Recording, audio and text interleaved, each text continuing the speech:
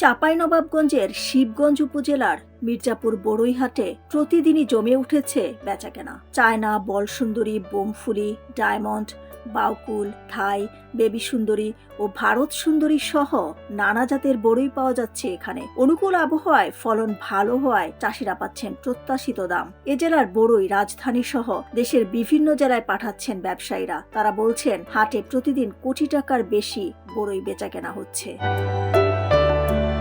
শিবগঞ্জ উপজেলার মির্জাপুর অনির্বাণ বড়ইহাটে বিকেল হলেই জেলা ও এর আশপাশের উপজেলাগুলো থেকে এভাবেই ভ্যানে করে ক্যারেট ভর্তি বড়ই নিয়ে আসেন কৃষকরা। আর এসব বড়ই পছন্দ করে কিনে ঢাকা, চট্টগ্রাম, সিলেট, কক্সবাজার সহ দেশের বিভিন্ন জেলায় পাঠিয়ে থাকেন আড়তদাররা। এই বাজারে প্রতিমণ বড়ই বিক্রি হচ্ছে ৩.৫ থেকে ৪,০০০ টাকায়। চলতি মৌসুমে স্বল্প খরচে ন্যায্য মূল্য পেয়ে খুশি চাষিরা। বড়ই বাজারটা প্রথম এখানে শুরু হয়। এ বড়ই বাজারে আপনার গোটা বাংলাদেশি চাহিদা আছে। এখানে প্রথমত আপনার চিনি ফুল, তারপর আপনার এই বলসুন্দরী, কাশ্মীরি, বেবি সুন্দরী, ভারত সুন্দরী অনেক বড়ই আছে। আমি 2 বিঘা জমিতে আপনার চাইনা, এটাকে বলে চাইনা জাত, বড়ই জাত তো অনেকগুলাই আছে, তো আমি চাষ করেছি চাইনা। এখানে আমি প্রতিদিনই আসি বড়ই নিয়ে, ধরেন 10-12 ক্যারেট করে প্রতিদিন ভাঙি। এখানে দাম ভালো দেয়, বড়ির কোয়ালিটি যেরকম সেভাবে দাম দেয়।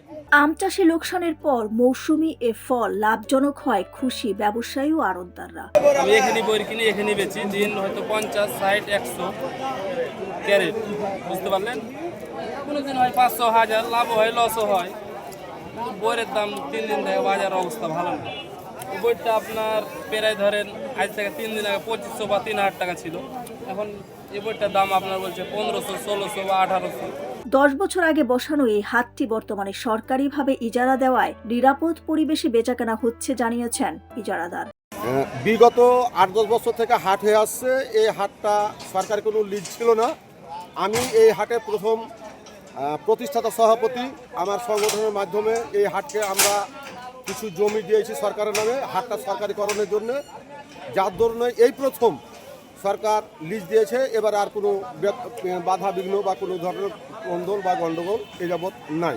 চলতি মৌসুমে জেলায় 660 হেক্টর জমিতে বড়ই চাষ হয়েছে বলে জানিয়েছেন জেলার কৃষি কর্মকর্তা। দীর্ঘদিন ধরেই চাঁপাইনবাবগঞ্জ সহ দেশের বিভিন্ন জায়গাতেই কুলের চাষ হচ্ছে। তবে এই বছরে আমাদের চাঁপাইনবাবগঞ্জ জেলাতে প্রায় 560 হেক্টর জমিতে কুল আবাদ হয়েছে। এখানে আপেল কুল আছে এবং বলসুন্দরী সহ বিভিন্ন জাতের বড়ই বা কুলের চাষ হচ্ছে।